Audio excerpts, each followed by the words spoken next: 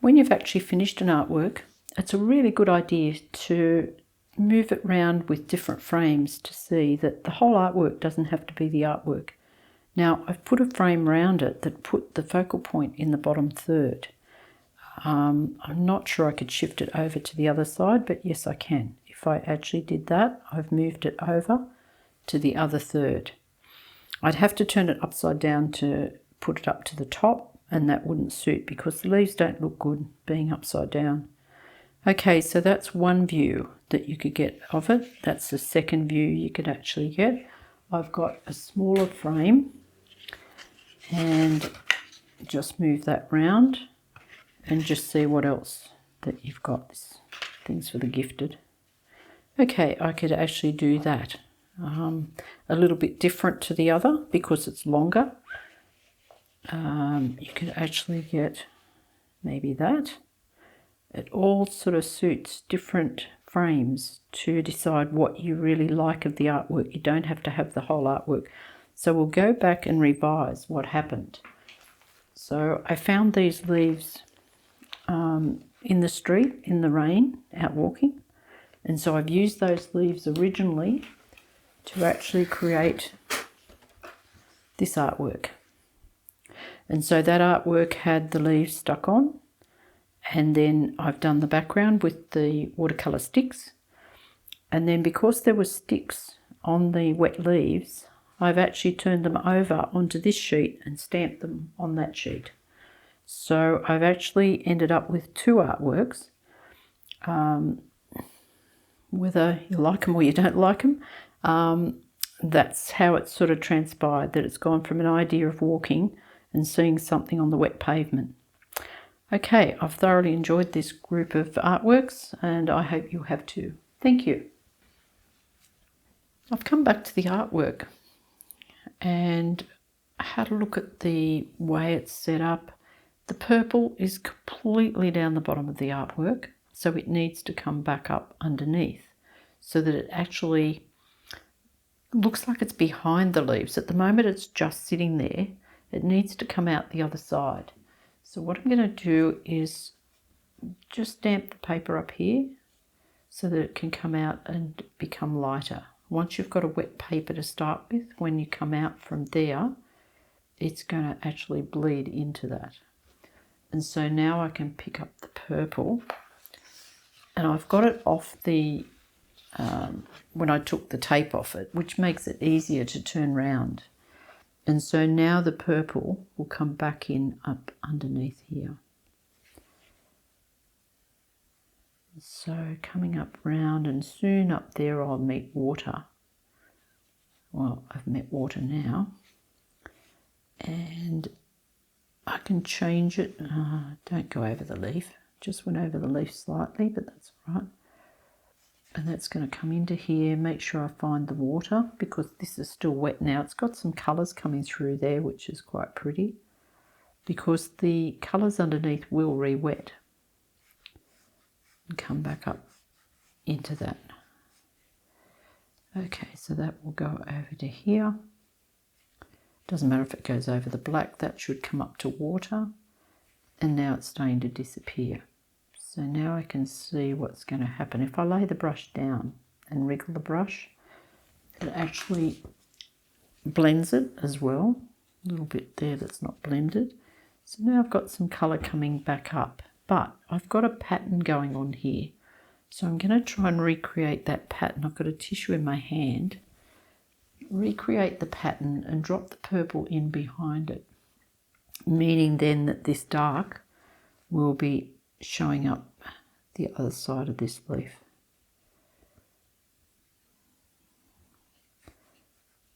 That'll come up to that if I allow it to. If it comes up to the, now you can see it continues on underneath these leaves. I was going to plan to drop it in and see if I could get it to go up to the, oops, don't do that. Drop it in and let it go up to the tissue mark. That'll create something a little bit different as well, just a shape.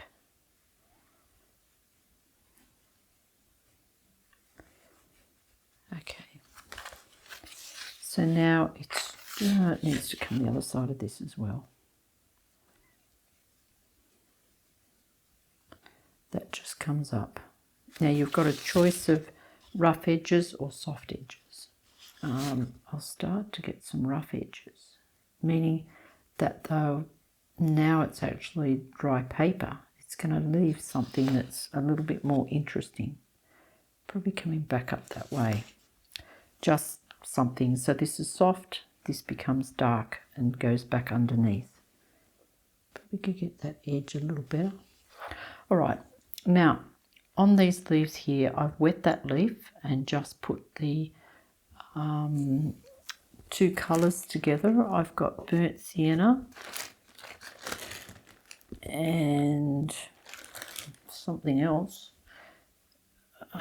Crimson Lake and burnt sienna I've got there together. So I was going to start on the larger leaf. I left that one to sort of show you. This one I've come up close to the actual vein and left the vein on the leaf that was originally there. This one's different. So I try and make everything I do different. And so I'm coming back up here, and to make this leaf look like it belongs in the artwork, I'm going to start out and put the chartreuse colour out on this edge of it and keep it wet. So that now has just that light sort of chartreuse colour. So it's going into the same colours as the artwork. Get that to go on. Now this leaf, it being so large, won't stay wet for long unless I just put plenty of water on it.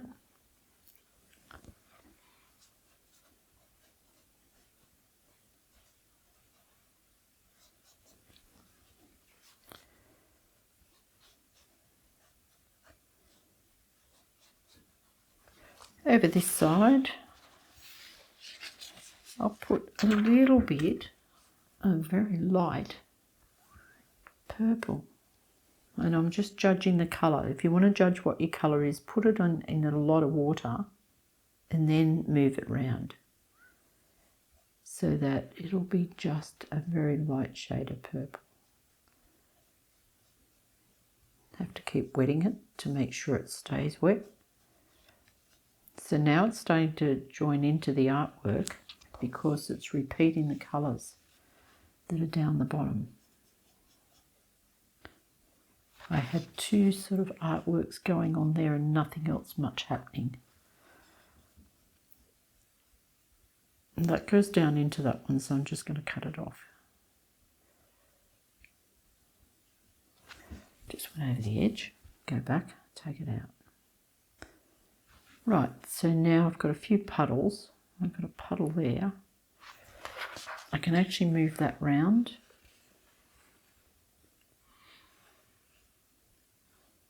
I'm just tipping it to see what it will do.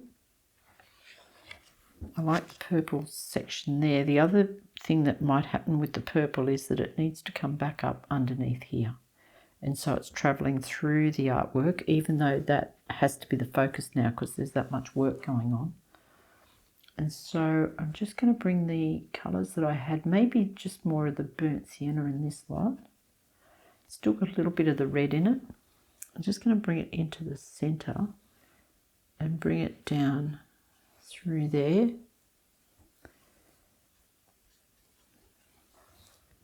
Just building up this back section.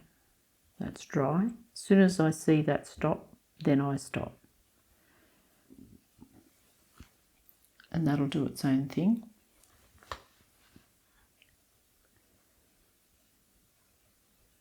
There's another one going out there somewhere, close to it, not exactly where it is.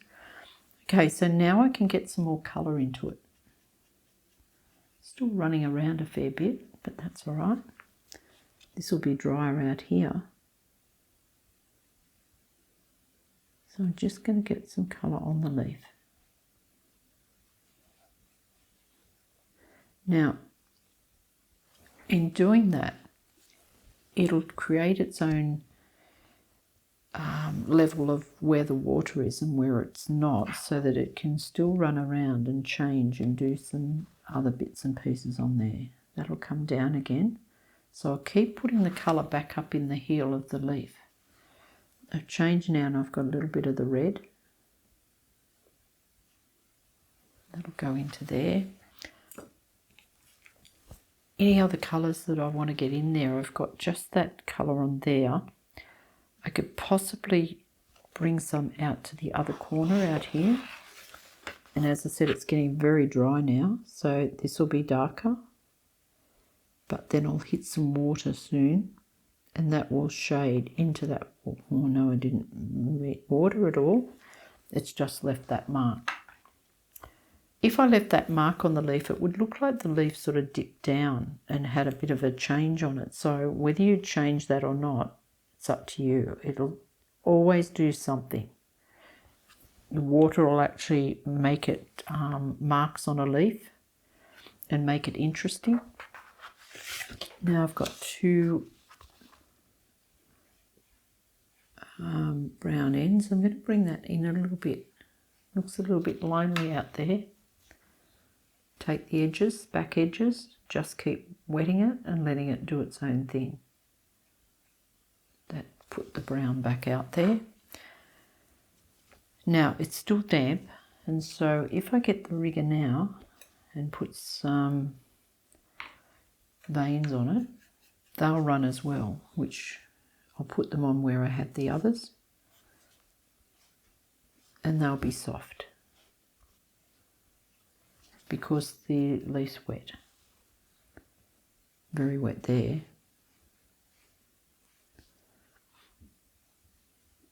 Where it's too wet, it doesn't even mark, which is good. Something on the end of the brush.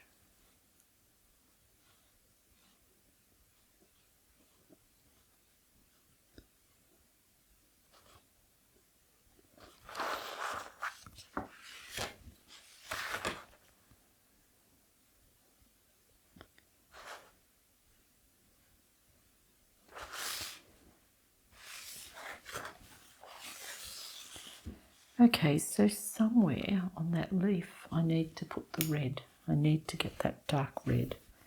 So probably coming down to this point here where it's coming down to the other leaves, and I'll change over to the Crimson Lake. Turn it sideways. This is doing its own thing there, which is really good as well, because it's actually running to make a mess of something. So even if I did that and put the red in there, that'll do something on the leaf. So now it's red.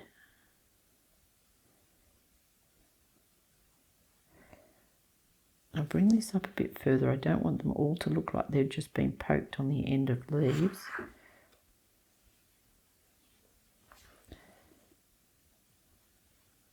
Let it come up through there.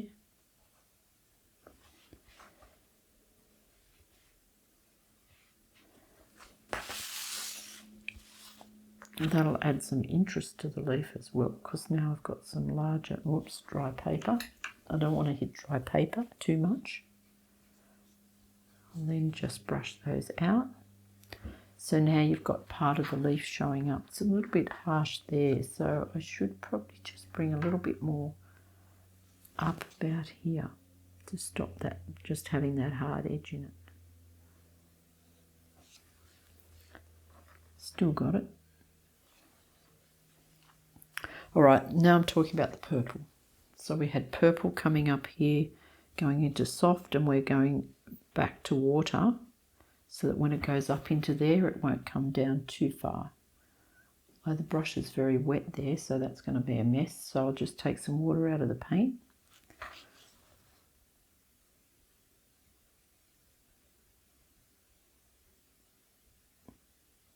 Now that'll come down into the water. It's on the back of the brush as well, which shouldn't have been.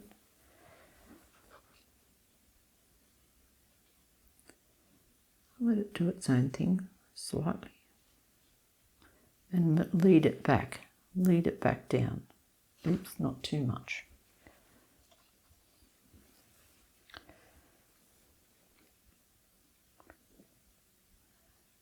Okay, so the purple's moving around through the artwork. The leaves, I think, have improved out of sight. There were nothing to the leaves before. They just didn't have any colour or anything, any strength. I think I'd like this to meet in the middle. I think I'd like those two to just come down there.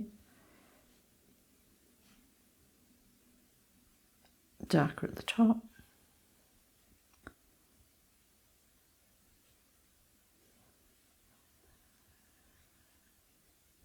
Give it a little bit of encouragement to come down there so that it's got something going up through, and it needs to come out slightly. Wet the paper and let it come out. It just went up there on the leaf. That's something that could be interesting as well. A purple watermark on the leaf, that'll make something happen. Okay, so now I've got the purple in behind coming down and the strength of it down there. Now, as I said before, I put the mats on them, that you may only do a certain amount of that artwork or more of it. It's up to you. That I always like to look at it with something else happening. I like the large leaf. I'd keep that. You could even come in. Now I've got the focus on the leaves, whereas when I come right out, you lose a little bit of the focus. So that focuses more with the background, or as soon as I bring it in, it stops the background taking over, makes you focus on the leaves. I hope you've enjoyed the artwork. Thanks for being here. Bye.